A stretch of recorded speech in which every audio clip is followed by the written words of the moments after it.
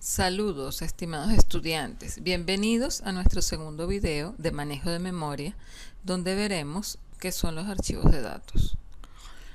Bueno, como habíamos visto en la clase anterior, el manejador de archivos permite que el sistema manejador perciba el disco como un conjunto de archivos almacenados, es decir, le hace pensar en términos de archivos y registros almacenados, los archivos de datos.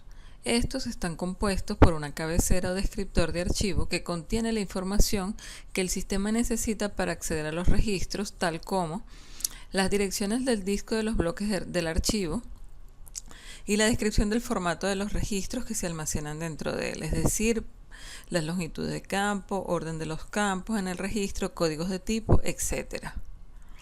Y además de eso contiene el conjunto de registros, la cual es una colección de valores o elementos de datos relacionados. Por ejemplo, utilizando la notación C, un registro lo podríamos definir de la siguiente manera: struct, empleado, que sería el nombre del registro, y entre llaves los datos que estarían almacenándose en ese registro. En este caso, nombre, que es un char, cédula, un char, sueldo, un entero, el código del trabajador, un entero, y el código del departamento, un chart. Entonces, si vemos, hay una relación directa entre la creación de la tabla y el registro. Entonces, por ejemplo, create table empleado, donde los campos que tendría la tabla serían nombre, que podría ser un char o un varchar, igualmente la cédula, el sueldo y el código de trabajo, que sería un entero, y el código del departamento, que pudiera ser un char o un varchar. Nos da que entonces esta instrucción de DL estaría transformándose dentro del sistema manejador en la definición de un registro. Las organizaciones de archivos determinan la colocación física de los registros del archivo en el disco. Por lo tanto, también definen cómo se puede acceder a los registros. El modelo más utilizado para la organización de archivos es el modelo normalizado, que es el que utilizan los sistemas manejadores más conocidos como Oracle, MySQL, SQL Server, entre otros. Aquí tenemos que por cada bloque se van almacenando registros completos de los creados al crear la tabla. Por ejemplo, en este caso sería el número de cédula, el nombre, el apellido y la dedicación. Otro tipo de modelo de almacenamiento de organización de archivos sería el modelo descompuesto. Fíjense que en este caso estoy almacenando juntas todas las cédulas. Luego, juntos todos los nombres con apellidos y luego las dedicaciones. Es decir, se están almacenando por columnas en vez de por registros. Estos son muy utilizados en sistemas manejadores orientados a columna, los cuales van a ser tratados en uno de los temas de exposición que van a exponer ustedes. Para archivos de datos necesitamos definir los distintos tipos de registros por su tamaño y por su forma de almacenarlo físicamente. Un clúster es una agrupación de registros que pueden ser registros de distintos tipos en páginas de disco según el patrón de uso. Por ejemplo, tenemos agrupaciones interarchivos que están agrupados según el orden de algún campo y agrupaciones interarchivos que aplica sobre distintas tablas. Por ejemplo, si al acceder a un departamento se accede a todos los empleados que trabajan en él, entonces nos convendría almacenarlos juntos. Es decir, que por cada departamento almacena los registros de los empleados que pertenecen a ese departamento. Esto es con la finalidad de mejorar los tiempos de búsqueda. Con respecto a los tipos de registros, vamos a ver los registros de longitud variable. Estos los podemos ver, por ejemplo, en los clústeres interarchivos, como en el caso anterior, o en los datos de tamaño variable, por ejemplo, cuando utilizamos varchar. Y los registros que permiten campos repetidos. Muy pocos sistemas manejadores permiten esto, pero hay algunos que me permiten, por ejemplo, una lista de teléfono.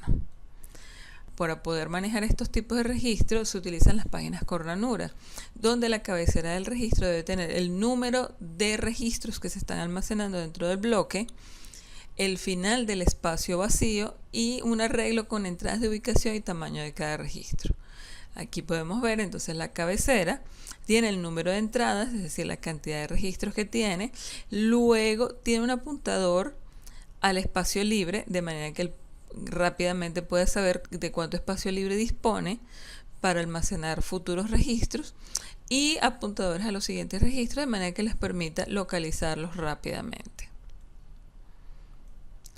Otro tipo de clasificación de registros son los siguientes. Registros extensibles son aquellos que no se almacenan automáticamente en una misma página o bloque de disco.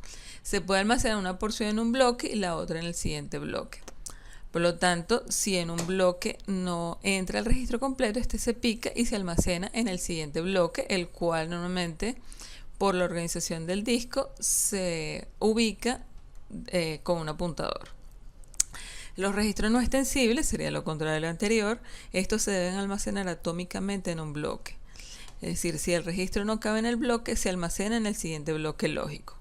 Esto trae como consecuencia que puedan quedar espacios vacíos o desperdiciados dentro del bloque.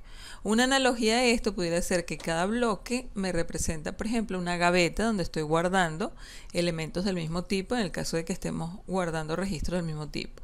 Por ejemplo, barras de chocolate. En el caso de los registros extensibles, yo puedo picar estas barras de chocolate, guardar un pedazo en una gaveta y el resto en la siguiente gaveta. En el caso de los registros no extensibles, no puedo picar estas barras de chocolate, por lo tanto las almaceno enteras en el siguiente bloque. ¿Cómo puedo, en base a lo anterior, calcular el tamaño del archivo en bloques?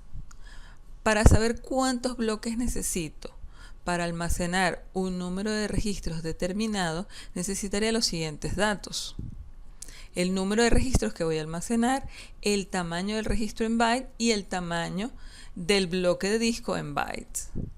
Si los registros son extensibles, es decir, que puedo picar los registros, entonces el tamaño del archivo en bloques, tomando en cuenta, siguiente notación, que esto me permite obtener el entero aproximado hacia abajo y este me permite el entero aproximado hacia arriba.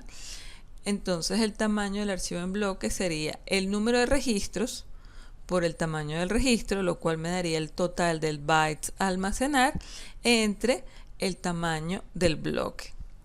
Para los registros no extensibles, primero tengo que calcular el factor de bloqueo, es decir, el número de registros que caben en un bloque. En nuestro ejemplo anterior, por ejemplo, sería el número de chocolates que caben en una gaveta. Para calcularlo necesito saber el tamaño del bloque o el tamaño de la gaveta y el tamaño del registro, es decir, el tamaño de la barra de chocolate.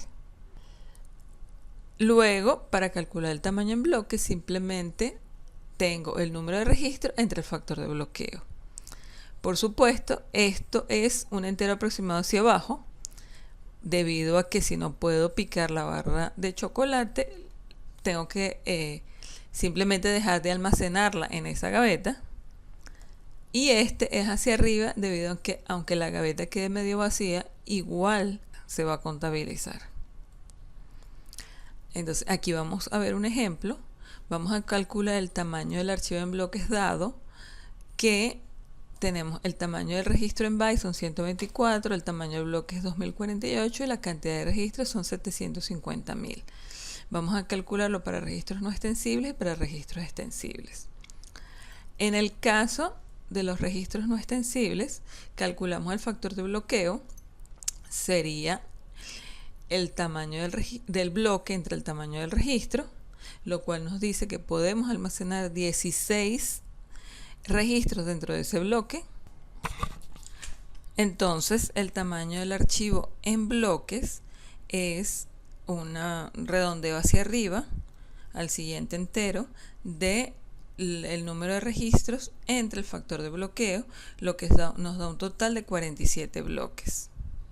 En el caso de los registros extensibles, el tamaño del archivo sería el número de registros por el tamaño del registro entre el tamaño del bloque, lo cual redondeado hacia arriba nos da 46 bloques. ¿Por qué la diferencia entre este y el anterior? Porque aquí hay un espacio desperdiciado que se refleja en un bloque adicional. Muchas gracias.